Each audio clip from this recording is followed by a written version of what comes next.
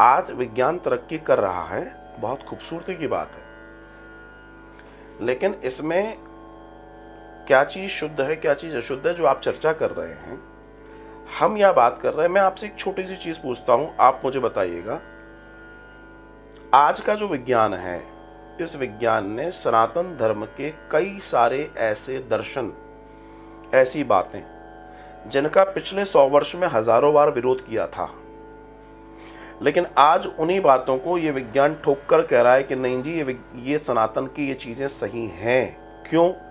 क्यों सही है? क्योंकि अब उसने खोजा तो उसको पता पड़ा। अब उसने जब खोजा तो पता पड़ा कि ऐसी ऐसी बात है। सिंपल। तो अब खोजने दीजिए, तब उसके माइक्रो सेंस को वो समझ पाएगा, उस पर्टिकुलर चीज को जान पाएगा कि जिस नेगेटिविटी की, जिस अशुद्धावस्था की हम बात कर रहे थे। और ये वो भी कह रहा है कि यह इम्प्योरिटी है, लेकिन उसको हमने हमारे यहां पर उसके शोधन करने की प्रक्रिया बताई गई है, अभी वो उस प्रक्रिया में पहुंचे नहीं है। तो लेट इट कम, एक बार हो जाने दीजिए। मैं तो चाहता हूं विज्ञान बहुत तेजी से प्रगति करे, जिससे कम से कम ये परतें तो खोलेगा, क्योंकि हमारी बात समझ में नहीं आएगी, किसी की बात समझ में नहीं आएगी। हाँ, लेकिन पश्चिम से जब विज्ञान से कोई बात आती है तो लोगों को समझ में आती है। मैं तो चाहता हूं वहां से आए, समझ में तो आए। आजकल के एनजीओज, मैं किसी पर्टिकुलर्स की बात नहीं करता, एनजीओज का काम ही यही है। एनजीओज का काम है समाज के प्रति बहुत सारे ऐसे कार्य करना जो उनको सौंपे जाते हैं, और उसके लिए उनको पैसा मिलता है। तो उसमें उनको बुराई क्या है? उसमें बुराई क्या है? कोई बुराई नहीं। अभी 2-3-4 दिन पहले इस विषय पे चर्चा हुई थी, और मैंने ये भी बताया कि जो पेट्स हैं उनसे कैंसर हो रहा है, उसमें एक ऐसा रसायन मिलाया जाता है। हमारे एक परिचित हैं मध्य प्रदेश में, दतिया के पास में, उन्होंने प्रोग्राम देखा, हमें फोन किया। तो बोला महाराज दुकान बंद हो जाएगी। मैंने क्यों? बोला अपनी फैक्ट्री है। मैंने कहा अच्छी बात है भैया, आपकी फैक्ट्री है तो मैं आपकी फैक्ट्री से क्या लेना देना। बोला नहीं, कहने का तात्पर्य है कि आपकी बात लोग सुनते हैं और कुछ लोग अमल करते हैं, धीमे धीमे बातें फैलती हैं और बातों से फिर देखो। मैंने कहा एक चीज समझिए, उनका जो भी नाम है, मैंने उनसे कहा एक बात समझिए, सूर्य की किरण आएगी तो उजाला होगा। पर्दे मैं खोलूं या कोई और खोले, कोई नहीं खोले तो बहुत देर तक सोने के बाद कोई तो उठेगा और सूर्य की रोशनी में जाएगा, उसको ज्ञान मिलेगा।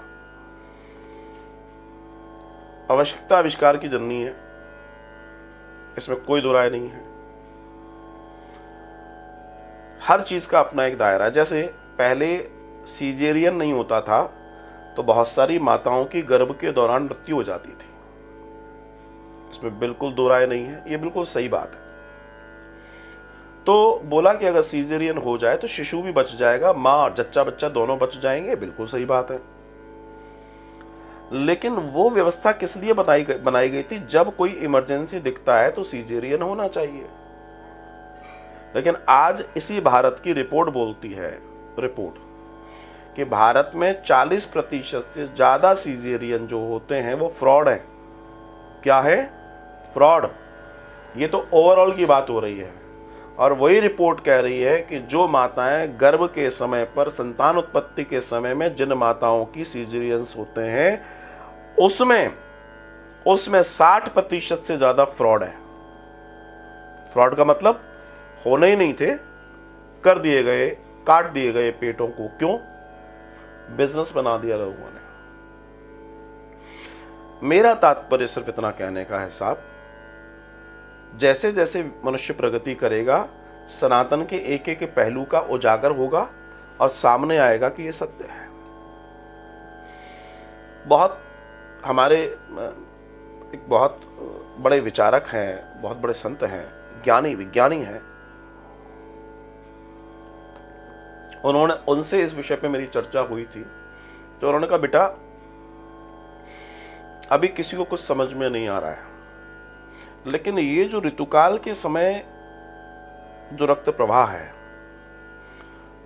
इसमें बड़े बड़े ज्वालामुखियों जितना दोष हो सकता है, मगर वो इतना माइक्रो है कि सामान्य व्यक्ति उसको नहीं समझ पा रहा। हजारों लाखों बीमारियों का वो जनक हो सकता है। ऐसे नहीं ऋषि मुनि कहते थे उस समय, एकांतवास देते थे, बर्तन अलग कर देते थे, सारी चीजें अलग कर देते। क्यों? अरे भाई, जब उनके हजारों लाखों सिद्धांत आज प्रूफ हो रहे हैं कि वो सही थे, तो आप उस बात को जानिए ना, समझिए ना, क्योंकि सनातन से बड़ी रिसर्च तो किसी के पास भी नहीं है। आप इस बात को समझें, इस बात को जानें। कोई भी चीज, मुझे अंग्रेजों की एक बात बहुत अच्छी लगी, बहुत अच्छी लगी। जो चीज अच्छी है उसको अप्रिशिएट करना चाहिए। जैसे जब हम छोटे थे तो हमें नहलाया धुलाया जाता था, बढ़िया जो है गिरी का या सरसों का तेल माता जी हाथ में लेती थी, भर के ऐसे ऐसे किया और बढ़िया चंपी कर देती थी।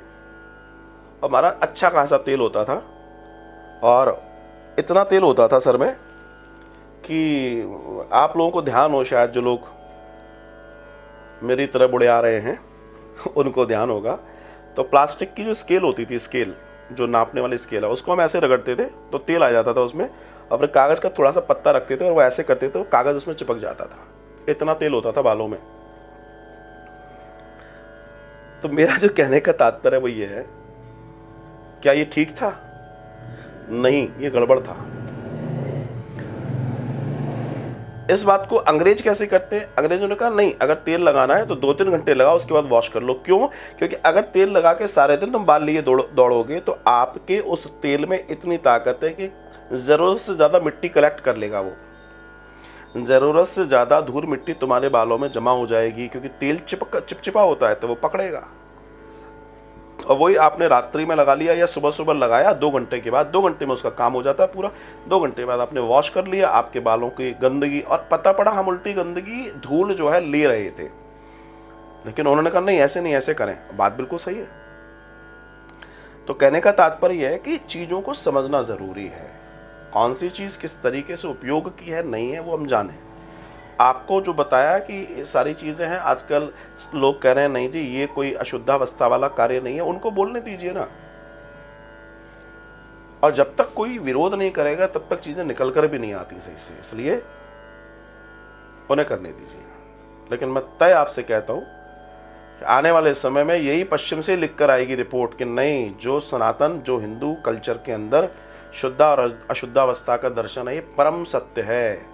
जब वो उस माइक्रो साइंस में जाएंगे, जब वो उस बारीकी में जाएंगे, तब उनको पता पड़ेगा कि ये कितना विस्फोटक है। साधुवाद।